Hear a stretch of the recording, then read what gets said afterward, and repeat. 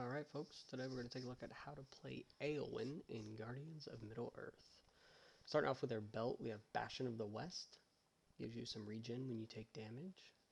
Draught, which gives you regen as well as your allies when they're near you. And a nice little health boost at the end with the Caradhras relic.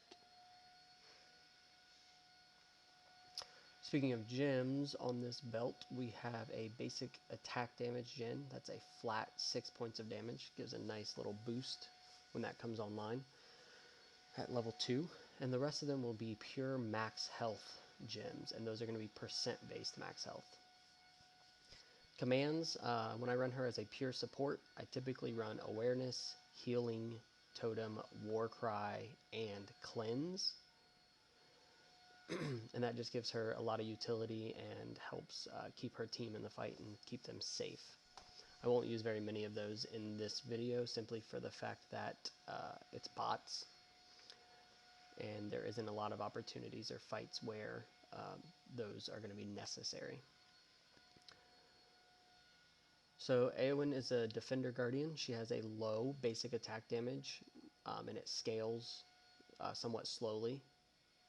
Her passive grants her additional healing based on her maximum health. It also stacks towards her ultimate. Her Shield Maiden ability gives her and allies near her a shield for 4 seconds.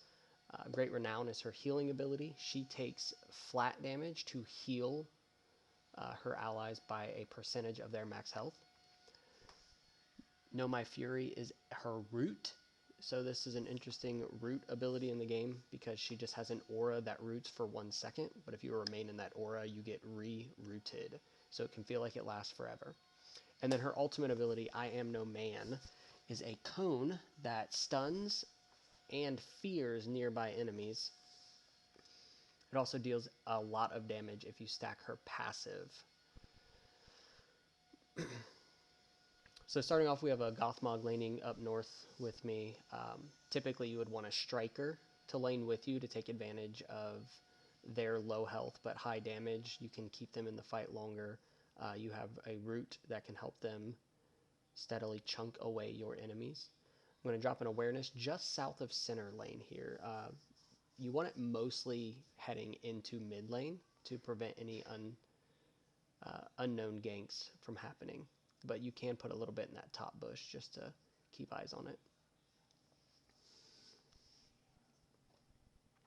So grabbing Shrine for resistances help mitigate some damage early, since most Guardians have low resistances early on.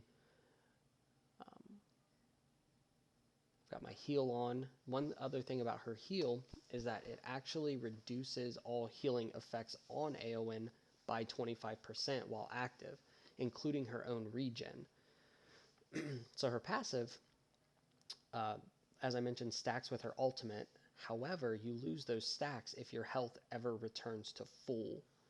So in order to prevent that, you can activate her heal in an attempt to limit her self-regen and prevent her from accidentally healing to full.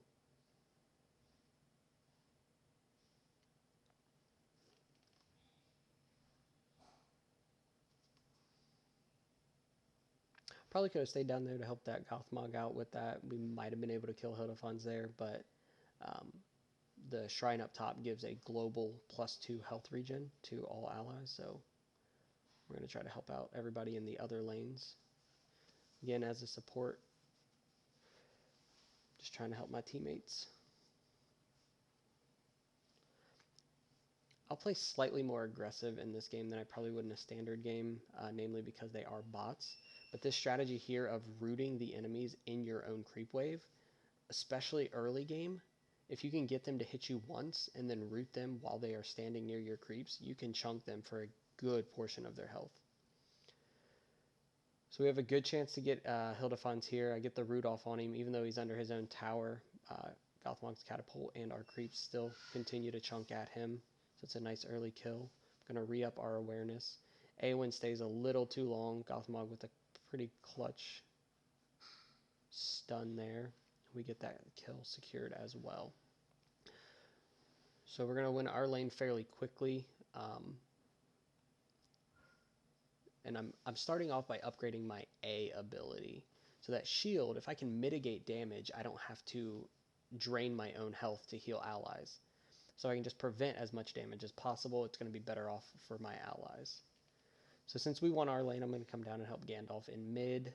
He disappears on me to go grab a shrine, which is fine. Lug Bowl is not hyper concerning.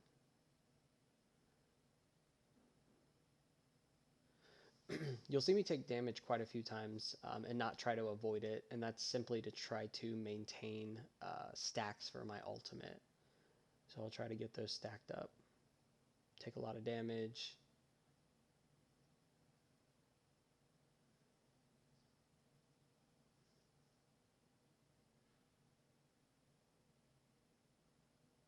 It's a very brave Lug Bowl. Fortunately, I didn't have to waste my ultimate, so I could maintain my stacks on him, and that will give me time to heal up, and I lose all my stacks there. But I'll come up here and get rushed pretty hard, but earn enough stacks to really smack Hildefons. Now there is a level disparity here of 3, but that is still a good chunk of damage from Eowyn's ult to take a third of his health.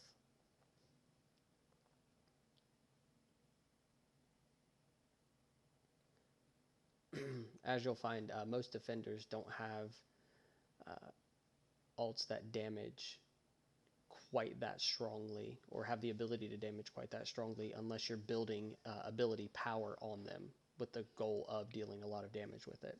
Eowyn's fortunate in that her passive gives her a significant damage buff without having to sacrifice any of her tankiness in her belt builds.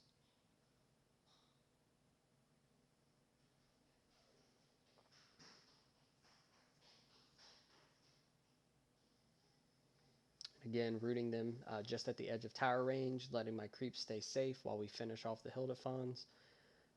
You can do that a lot in real games as well. It's a little bit harder. Most people are slightly more tactically aware. And being that we continued to push that top lane, I went ahead and came back mid, let them push out on top lane a little bit more. And then what I'll do is head up and try to clear them after we get this middle tower. And even though the tower was at about 15% health, with the kills that I had thus far, I have a nice structure damage bonus.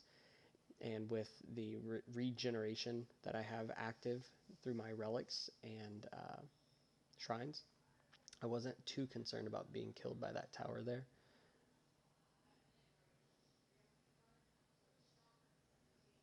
Lobo is very good at getting away, as you can see there, and earlier, but that does not last for long. He had the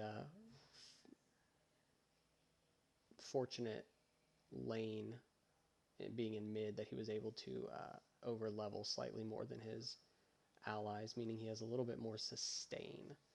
Plus, as an enchanter, he has more resistances to ability damage, so my ultimate doesn't hit him as hard as it would their Golem or their Hildefons, or even their Thrain for that matter.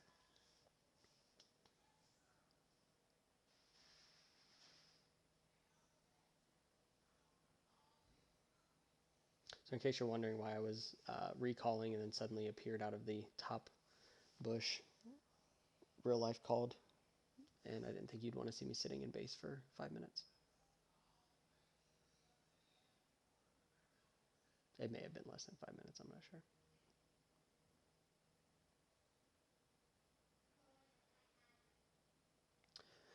So here at level 12, so I don't always do this, but sometimes I will not take any additional points in my heal.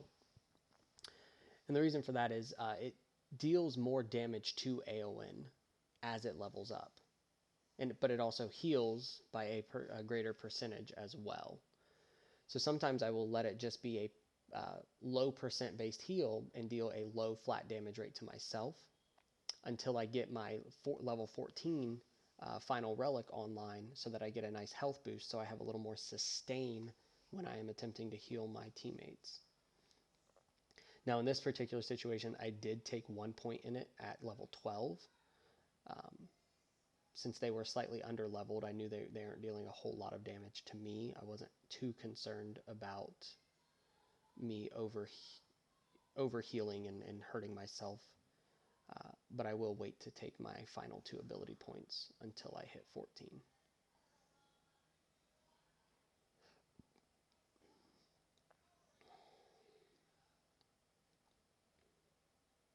And again, you'll see me activate my heal even when no allies are nearby, and that is to get the 25% reduction to my self-healing or my self-regeneration so that I do not lose stacks on my passive.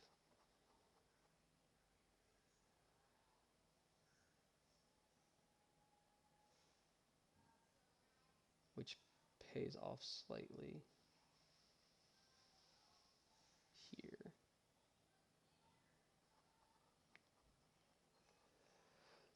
So we are more or less completely pushed into their base. The final few minutes here in this match is just a undying fight. Pretty much everything they have they can throw at me, and there's not really a whole lot that they can actually do. Just with my sustain, my regeneration, the level advantage is a huge factor right now. But Eowyn as a whole plays very simply, even in real matches. You just have to be constantly aware of your level disparities, constantly aware of your allies' health and capabilities. She's very good to roam for ganks. Even though she is better in a top or bottom lane, she can roam mid for her root, and it really helps to secure kills. Even her passive push is pretty good, as her ultimate's on a short cooldown, and it does work on enemy minions. So you can use it to clear enemy minions pretty handily. It's probably not her primary focus. She should primarily be focused on really shutting down enemy guardians through her root, her damage negation, the stun and fear on her ultimate, and then just supporting her allies with healing. The great thing is, you know, if you take too much damage, you can step away for just a moment, come back, and you're almost, you know, healed back up to a good amount to get back in the fray.